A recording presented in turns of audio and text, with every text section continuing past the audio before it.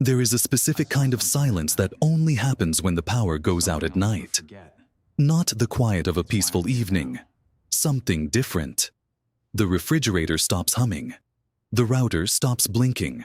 The subtle electrical hum that runs through every wall of a modern home disappears. And what is left is a silence so complete it almost has weight. Most people have felt it. Most people have also felt the thing that comes right after it. That quick, involuntary scan of the room, the instinct to look for what you no longer have. That scan is not anxiety. It is your brain beginning to calculate. And what it is calculating in those first few seconds is exactly what we are going to talk about today. Because there are 11 things sitting in homes across America right now that almost nobody thinks about until the power is gone. They are not dramatic items. Most of them are cheap. Some of them cost less than a cup of coffee. But the moment the grid fails, whether for 6 hours or 6 days, these items stop being ordinary household objects and become something closer to infrastructure. They become the difference between a family that stays calm and a family that starts to fall apart. The disturbing part is not that these items are hard to find.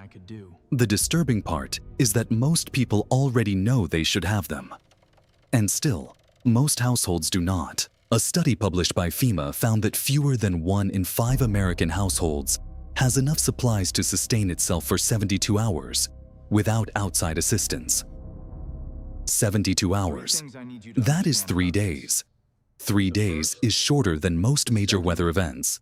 It is shorter than the 2003 Northeast blackout, which left 55 million people without power across the United States and Canada. It is shorter than the blackout that followed Hurricane Maria in Puerto Rico, where some communities went without electricity for 11 months.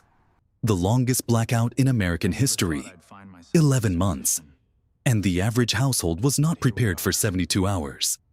So let us talk about what actually matters. Not in the way it gets talked about on survival forums or in overprepared bunker videos. In the way a neighbor who has been through something real would explain it to you. Calmly, specifically, and without any interest in scaring you for its own sake. We are going to count down from 11 to 1. And as we move through this list, something will probably happen to you that happens to most people who watch this kind of content honestly. You will stop thinking about the list and start thinking about your house, your kitchen, your garage, your pantry. That is the right reaction. That is exactly the right reaction. Let us start. Number 11 on this list is something almost every household already owns, and almost every household has in the wrong condition for an emergency. It is a battery-powered or hand-crank radio. Before you skip ahead, stay with this for a moment, because the reason most people dismiss the radio is the same reason it becomes critical when the power fails. It seems unnecessary until it is the only thing that works. Here is what most people do not think about. When a major power outage hits a region, it does not just take out the lights. It takes out the internet. It takes out the cell towers. Or at minimum, it overloads them within hours as everyone in the affected area tries to call and text simultaneously. The FCC has documented that after major disasters, wireless networks can fail to handle call volume by margins of 60 to 90%. That means most calls do not go through. Most texts are delayed, and the information vacuum that results is one of the most psychologically destabilizing parts of an extended outage. People do not panic because they are uncomfortable. People panic because they do not know what is happening, how long it will last, or whether help is coming. Uncertainty is the real emergency inside the emergency. A battery-powered or hand-crank weather radio, particularly one that receives no weather radio all hazards broadcasts, cuts through that vacuum. NOAA's network covers 97% of the continental United States. It transmits continuously, 24 hours a day, and during declared emergencies, it carries official guidance, evacuation orders, shelter-in-place instructions, estimated restoration timelines, contamination warnings, It is the one communication channel that does not depend on the same infrastructure that just failed. The mistake most households make is owning a radio that has been sitting in a drawer for 3 years with dead batteries, or owning a model that is only AM/FM, which during a localized emergency carries far less useful information than no-way broadcasts. Hand crank models eliminate the battery problem entirely. They are not expensive. The most reliable ones cost between $30 and $50, and yet they sit unpurchased in the cart, removed at checkout because it feels like something you can get later. Later is the operating assumption that makes all of this worse. But there is something else sitting in most homes that becomes even more immediately critical. And it is something that most people do not realize runs on electricity until the moment it stops working. Number 10 is water. Specifically, drinkable water that is not coming from a tap. This one surprises people more than it should. The assumption is that water is a utility, like electricity, and that if the power goes out, the water stays on. And often, that is true. For a short outage in a suburban neighborhood, municipal water systems typically maintain pressure. But the relationship between electricity and water is closer than most people realize, and the failure modes are more common than most people expect. Residential well systems run entirely on electric pumps. According to the United States Geological Survey, approximately 43 million Americans rely on private wells for their water supply. Every single one of those households loses water the moment the power fails. No pump, no pressure, no flow. In those homes, the taps go dry within minutes. But even municipal water systems are more vulnerable than they appear. Treatment plants use electricity to run filtration systems, pumps, and chemical dosing equipment. Water towers provide gravity-fed pressure for limited periods during outages, but their capacity is finite. After extended outages or during simultaneous grid failures across large regions, boil water advisories become common, meaning the water that is still flowing is not safe to drink without treatment. After Hurricane Katrina, the water system in New Orleans was so compromised that safe drinking water was unavailable to most residents for weeks. The EPA recommends storing 1 gallon of water per person per day, with a minimum 3-day supply for evacuation scenarios and a 2-week supply for home sheltering. For a family of 4, that is a minimum of 12 gallons. Most households have none stored. The practical challenge is not cost. Water storage containers are cheap. The challenge is that storing water requires intentionality. It does not happen by accident. You have to decide in advance that it matters. And most people make that decision in the first hour of an extended outage, which is, of course, several hours too late to do anything about it. There is a second mistake that compounds the first. Even people who have stored water often store it in containers that are not food safe. Or they fill containers months or years before and forget that stored water has a shelf life. Water itself does not expire, but containers can leach chemicals over time, and water stored without rotation can develop bacterial contamination. Food-safe BPA-free containers, properly sealed, stored in a cool, dark location, and rotated every 6 to 12 months. That is the standard. It is not complicated. It just has to happen before the problem begins. And yet, what most families discover in the first hour of a serious outage is not that they lack water. It is that they lack light, and the form that light takes matters enormously. Number 9 is not a flashlight. Or rather, it is not just a flashlight. It is hands-free lighting. And the distinction between those two things becomes clear around hour 4 of an outage, when the novelty has worn off and dinner still needs to be made. A handheld flashlight is useful for movement and search. It is not useful for cooking, for reading to a child, for checking a first aid kit, for changing a diaper, or for any of the dozens of tasks that require both of your hands to be free. The research on blackout behavior is consistent on this point. Households without hands-free lighting options, headlamps, lanterns, clip-on task lights, experience significantly more stress and significantly more accidents during extended outages than households that have them. The accidents are not trivial. The U.S. Consumer Product Safety Commission has documented thousands of injuries annually that are directly attributable to improvised lighting during power failures. The most dangerous improvised lighting source is candles, which account for an estimated 8,000 residential fires in the United States every year, according to the National Fire Protection Association. During outages, candle use spikes dramatically, and so does the associated fire risk. People who have not used candles in months are suddenly using them constantly, in unfamiliar arrangements, often while distracted or fatigued. LED lanterns have made this problem almost entirely solvable. A good quality LED lantern, one that runs on D-cell batteries or is rechargeable, can illuminate a room comfortably for 20 to 40 hours on a single battery set. Got it? Some models include USB charging ports for phones. Prices range from $15 to $40. Headlamps, which are arguably more versatile, are even cheaper. A reliable headlamp costs $8 to $15 and can run for more than 100 hours on a set of AAA batteries. The quantity matters as much as the quality.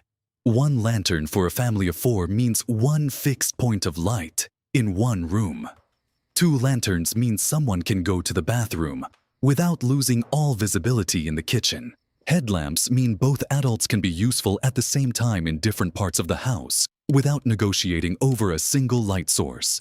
This sounds obvious, and it is obvious, but most households have one flashlight with batteries that may or may not be charged, and no hands-free lighting at all. The moment that flashlight is needed in 2 places simultaneously, the system breaks down. What does not break down, if you have it, is the thing that most people forget entirely until the temperature drops and they realize the furnace also runs on electricity. Number 8 is warmth that does not require the grid. And this is where the stakes get quietly serious. Most modern forced air heating systems, furnaces, heat pumps, and HVAC units require electricity to operate even when they burn natural gas or propane as fuel. The ignition systems, the thermostats, the blowers that distribute heat through ducts, all electric.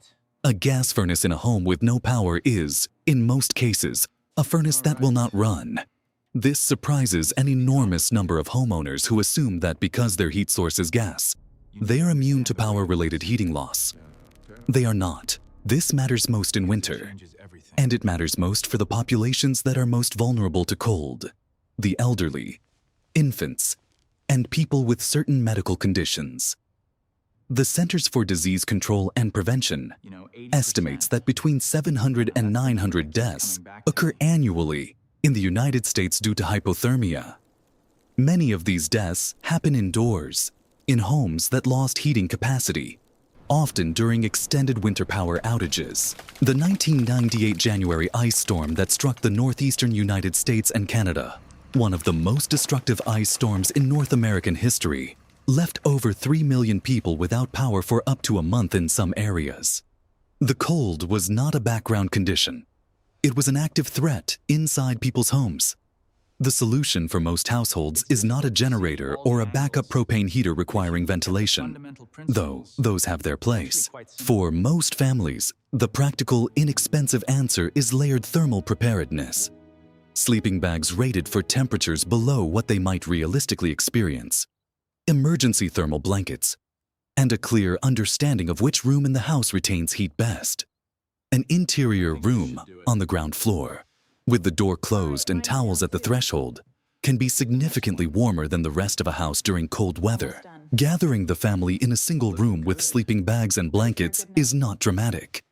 It is effective. Wool blankets, the kind that go for $10 to $20 at a military surplus store, retain warmth even when wet, which synthetic blankets often do not. Emergency Mylar thermal blankets, which cost less than $2 each, reflect 90% of body heat and fold to the size of a playing card. A family of 4 can be equipped with genuine thermal protection for under $50. The deeper problem is behavioral.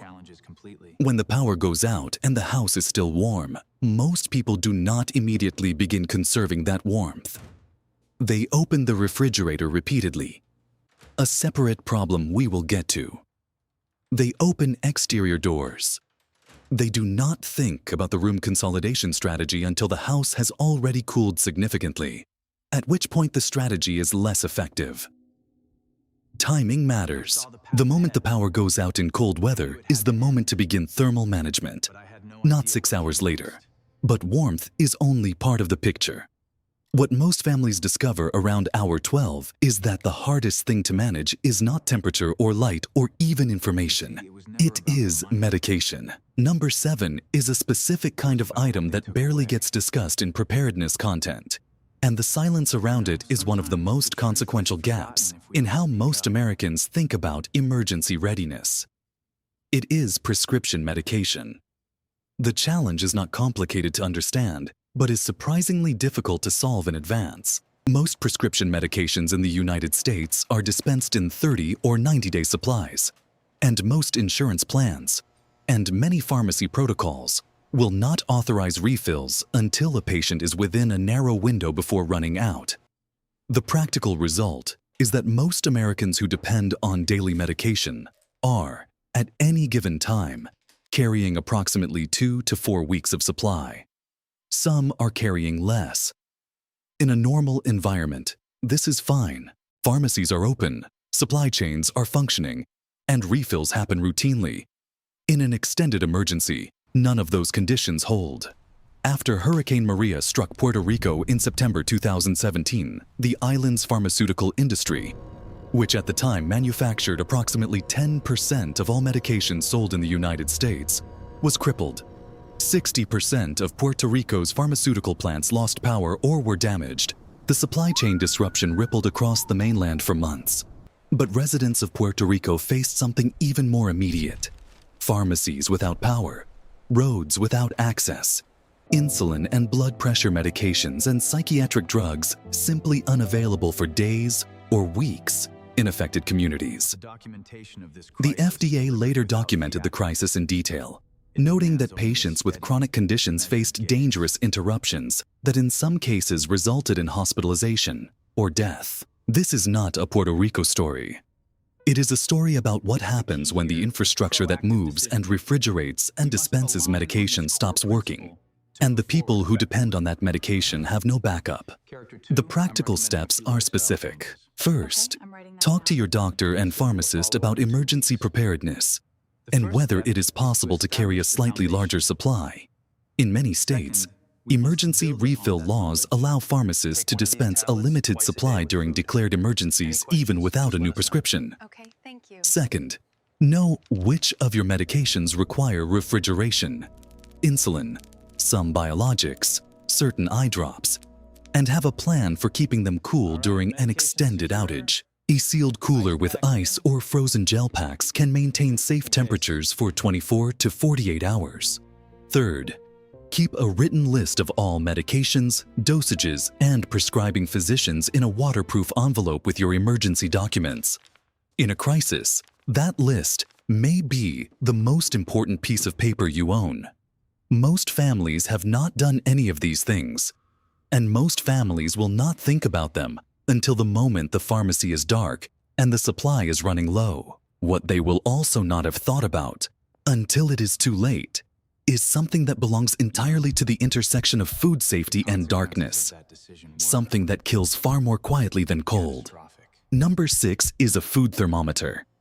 Specifically, a simple instant read thermometer, designed to tell you whether the food in your refrigerator and freezer is still safe to eat. The United States Department of Agriculture has published consistent guidance on this question for decades, and the guidance is almost universally unknown among the general public. Here are the numbers that matter. A refrigerator maintains safe food temperatures for approximately 4 hours after losing power, provided the door remains closed. A full freezer maintains safe temperatures for 48 hours. A half-full freezer maintains them for 24 hours. These windows assume the door is not opened, which is a condition that is very difficult to maintain in a household with children, in a household with adults who are anxious, in any household where the outage is unexpected and people are operating on instinct rather than protocol. The USDA's Food Safety and Inspection Service estimates that foodborne illness affects approximately 48 million Americans annually. Power outages are a significant contributing factor because the temperature danger zone for bacterial growth, between 40 and 140 degrees Fahrenheit, is exactly the zone that refrigerators and freezers pass through during an extended outage. Bacteria like Salmonella, E. coli, and Listeria can double in number every 20 minutes under the right temperature conditions. A piece of chicken that looks and smells fine at hour 5 of an outage may carry a bacterial load that causes serious illness within hours of consumption. The mistake people make is relying on appearance and smell. Both are unreliable indicators of bacterial contamination. Food can be visually and aromatically normal and still be unsafe. The only reliable indicator is temperature. If the internal temperature of refrigerated protein, meat, poultry, fish, eggs, dairy has exceeded 40 degrees Fahrenheit for more than 2 hours, the USDA recommendation is explicit: discard it. The cost of the food is not worth the risk. A basic instant read food thermometer costs between $8 and $15. It requires no batteries. It works without electricity, and it transforms an otherwise stressful and ambiguous decision, is this still safe to eat, into a specific, answerable question.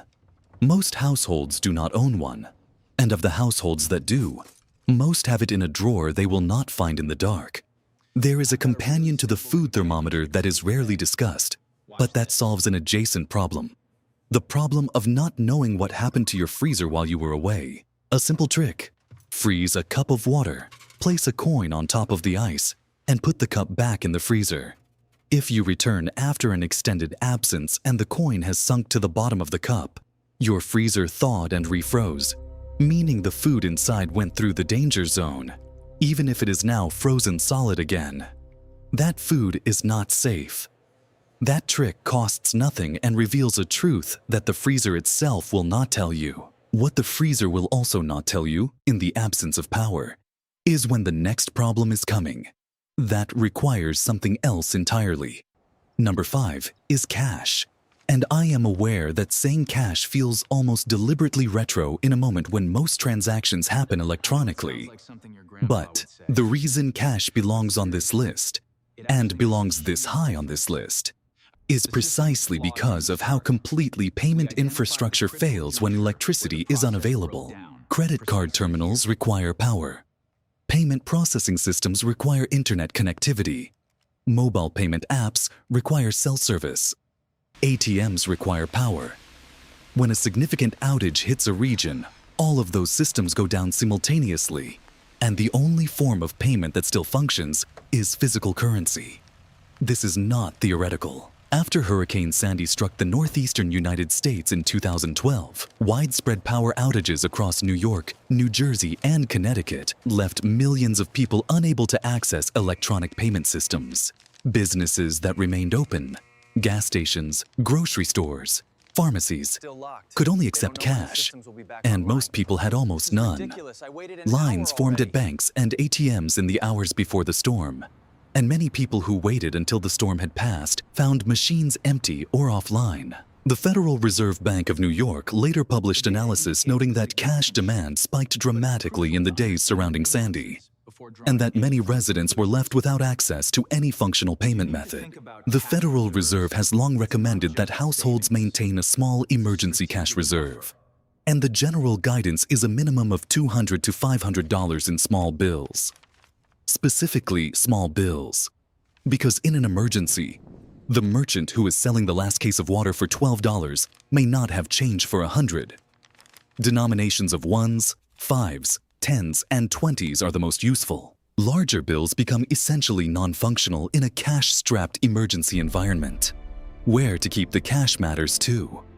A fireproof box or a waterproof container stored in a consistent location, one that every adult in the household knows about, is the right answer.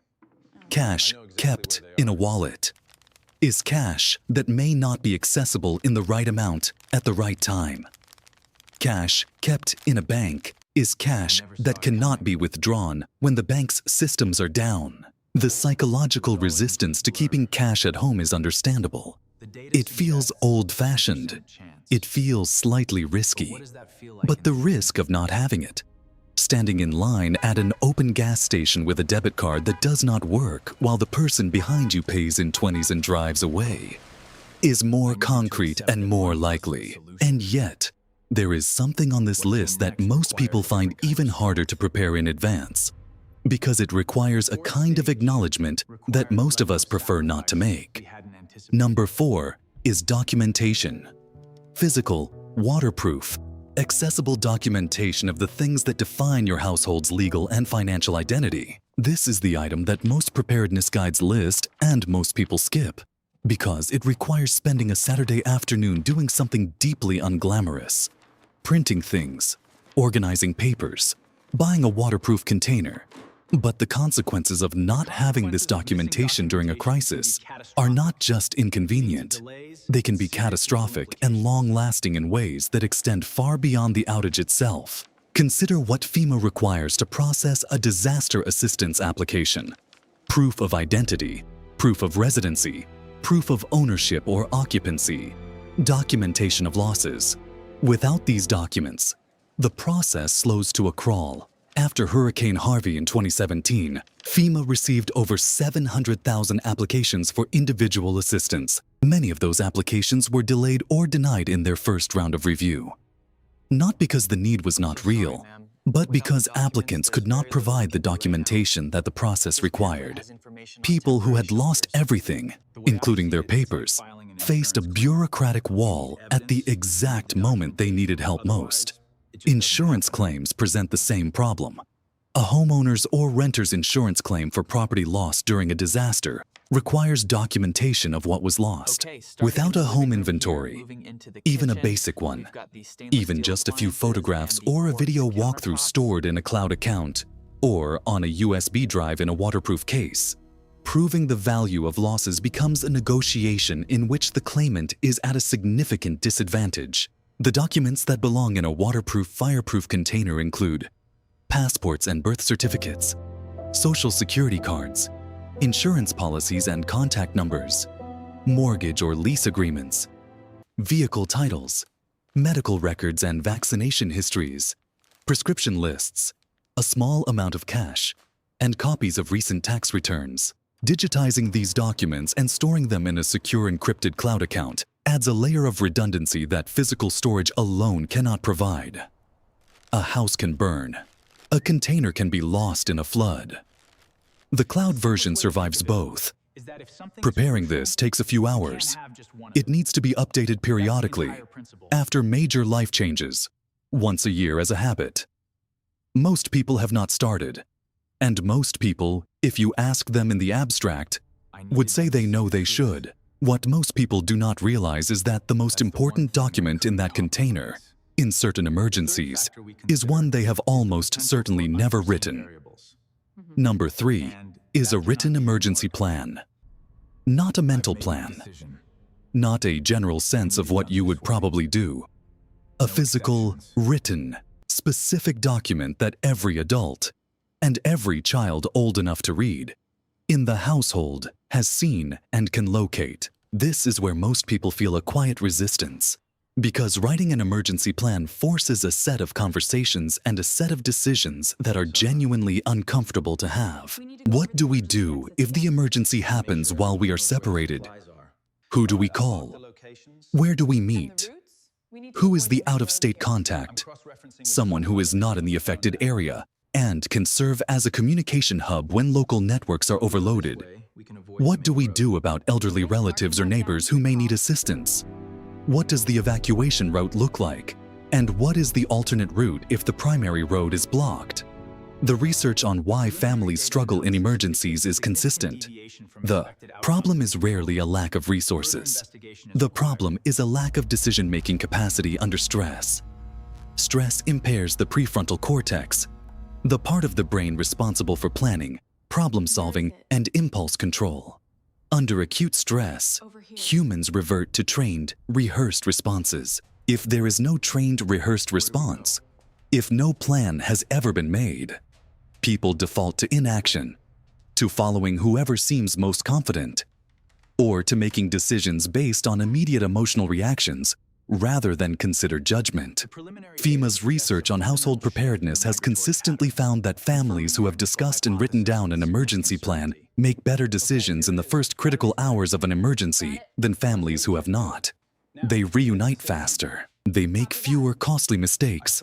They experience less psychological distress. The plan does not need to be elaborate. It needs to be specific. It needs to be shared. And it needs to be somewhere everyone can find it. The most dangerous form of preparedness is the kind that lives only in one person's head. Because emergencies do not always happen when that person is home. There are 2 items left, and these 2 are different from everything that came before them, because they do not fit neatly into any product category. You cannot buy them on Amazon. You cannot add them to a cart and feel the quiet satisfaction of having checked something off a list. They require something else, something that is harder to acquire and harder to store. And they are the reason that everything else on this list either works or does not. Number 2 is skills. Specifically, a small set of practical, physical skills that most Americans once had as a matter of course, and that most Americans today cannot perform. How to cook food without electricity, how to perform basic first aid, how to purify water, how to use a manual can opener, how to read a paper map, how to safely operate a fire extinguisher, how to shut off the gas to a house. This sounds like a throwback. And in some ways it is. But the reason these skills have become rare is the same reason they become critical in an emergency. They have been replaced by infrastructure. We do not need to know how to cook over a camp stove because the electric stove has never failed us. We do not need to know how to read a map because the GPS has never gone dark. We do not need to know how to purify water because the tap has never run dry. Until the day it does. The American Red Cross offers first aid and CPR certification courses that take approximately 4 to 8 hours to complete. These courses teach skills that can be used to keep a family member alive while emergency services are delayed. And during major disasters, emergency services are always delayed. After the 1994 Northridge earthquake in Los Angeles, it took emergency responders an average of several hours to reach many affected areas. In the intervening time, neighbors with first aid knowledge saved lives. Neighbors without it could only watch. Cooking without electricity does not require a survival course. It requires owning a camp stove. A simple propane or butane camp stove costs $20 to $30. And having used it at least once before the emergency arrives. The first time you use a camp stove should not be in the dark. In a stressful situation, with a family that is hungry and cold, it should be on a weekend afternoon when the stakes are 0 and the process can be understood calmly. The skill that is most often overlooked is also the simplest, knowing where the shutoffs are. Gas shutoff, water main shutoff, circuit breaker panel. In an emergency involving a gas leak, a burst pipe, or an electrical fault, the ability to cut those systems quickly can prevent a manageable crisis from becoming a catastrophic one. Most people who have owned their homes for years have never located all 3. Skills do not expire. They do not require batteries. They do not take up space in a drawer. And they are available in an emergency at exactly the moment when everything else may not be. But even skills, as important as they are, cannot do what number 1 does. And number 1 is not an item at all. Number 1 is the conversation you have not had yet. Not a metaphor. A literal, specific conversation. One that most households have never sat down and had deliberately.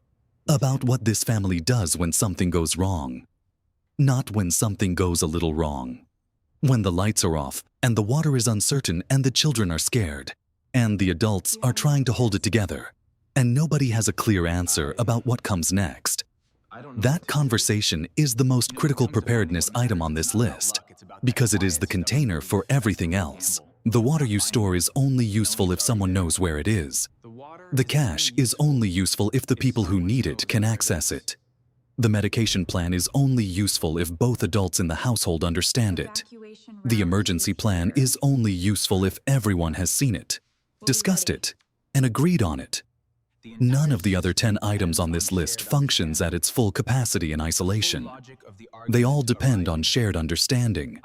There is a specific study that is worth mentioning here. Researchers at the University of Delaware's Disaster Research Center have studied household emergency preparedness for decades, and one of their most consistent findings is that social cohesion, the degree to which family members and neighbors have genuine, trusting relationships and shared understanding, is a stronger predictor of disaster resilience than any individual material resource. Communities and families that know each other, talk to each other, and have made explicit agreements about mutual support consistently outperform those that are materially better equipped but socially isolated. This is not a soft point buried at the end of a list because it sounds nice. It is the most empirically supported point on this list. The households that do the best in extended emergencies are not the ones with the best gear. They are the ones whose members trust each other, know the plan, and have been honest with each other about what they need. The conversation is the item that most households will not acquire tonight. It will not be bought. It will not arrive in a 2-day shipping window. It requires sitting down with the people in your household, or the people you would turn to first in a crisis, and saying out loud what you have, and what you lack, and what you would do. That conversation is uncomfortable for almost everyone. It requires acknowledging that the normal life you move through every day is built on systems that can fail. It requires looking at the people you love and admitting that you have not done everything you could to protect them. That admission is genuinely difficult. It is also the beginning of the only kind of preparedness that cannot be bought. Here is what the full picture looks like.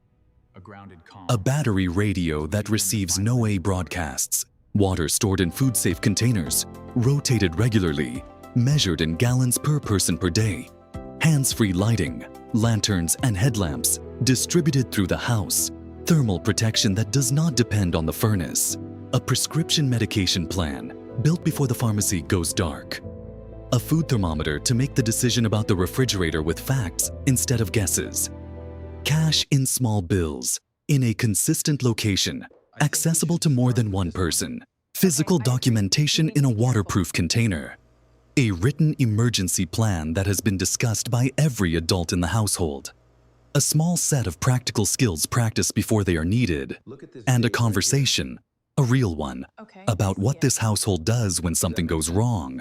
None of this is extreme. None of this requires a bunker or a decade of savings or a philosophy built around worst-case scenarios. It is the ordinary infrastructure of a family that has decided in advance not to be caught without options. The difference between the family that stays calm and the family that falls apart is almost never about resources in the moment. It is about decisions made before the moment arrived. Right now, while the lights are on and the water is running and the store is open, every single thing on this list is easy to acquire. It is available. It is affordable. And it requires nothing more than the decision to act before the decision becomes urgent. The best time to prepare is always before the shelves tell you the truth. And the shelves always, eventually, tell the truth.